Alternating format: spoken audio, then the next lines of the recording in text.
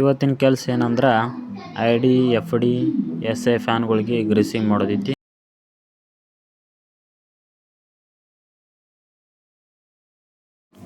ಬರೀ ಗ್ರೀಸ್ ಯಾವುದೈತಿ ನಿಮ್ಗೆ ಹೇಳ್ತಾನು. Roll guard grease, green colour ತೊಳಗಿರ್ತೈತಿ ಗ್ರೀಸ ಗನ್ನ ತುಂಬನು ಬರೀ ತುಂಬ್ಕೊಂಡ ಈಗ ಹೋಗಿ ಐ.ಡಿ, ಎಫ್.ಡಿ, ಎಸ್.ಎ ಫ್ಯಾನ್ಗಳಿಗೆ ಜಸ್ಟ್ ಮೂರು ಪಂಪ್ ಅಷ್ಟೇ ಗ್ರೀಸಿಂಗ್ ಮಾಡೋದೈತಿ.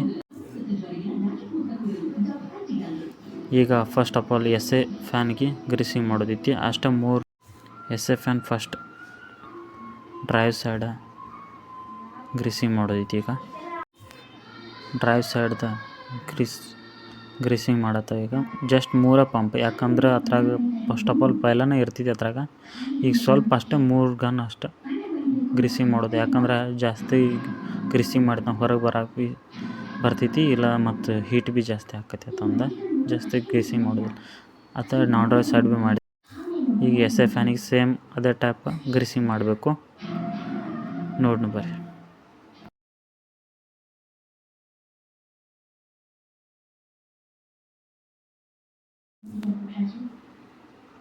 ಈಗ ಎಫ್.ಡಿ ಫ್ಯಾನ್ ಟು ಮತ್ತೊಮ್ಮೆ ಗ್ರೀಸಿಂಗ್ ಮಾಡೋದೈತಿ. ಸೇಮ್ ಅದು ಪ್ರೊಸೀಜರ್ ಇರ್ತೈತಿ ಅದ್ರಾಗೂ ಕೂಡ. ಅಷ್ಟೇ ಮೂರು ಪಂಪ್ ಗ್ರೀಸಿಂಗ್ ಮಾಡೋದಿರ್ತೈತಿ.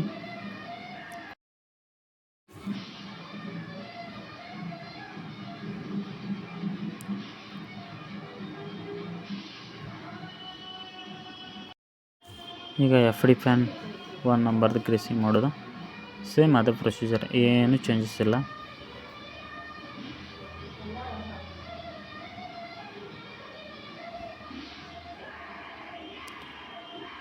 ಈಗ ಐ.ಡಿ ಫ್ಯಾನ್ ಕಡೆ ಹೋಗೋನು. ಐ.ಡಿ ಫ್ಯಾನ್ ಭೀ ಸೇಮ್ ಪ್ರೊಸೀಜರ್ ಗ್ರೀಸಿಂಗ್ ಮಾಡಬೇಕು.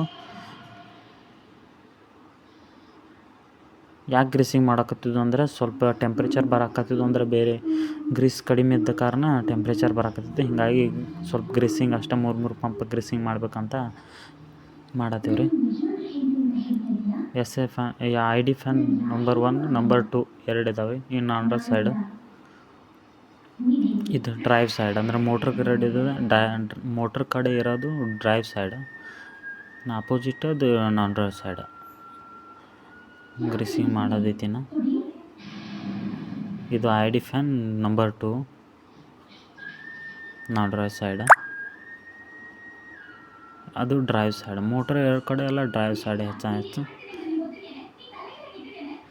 ಆ ಟೆಂಪ್ರೇಚರ್ ಚೆಕ್ ಮಾಡು ಥರ್ಮೋಮೀಟ್ರ್ ಗ್ರೀಸಿಂಗ್ ಮಾಡ್ತಿದ್ವಿ.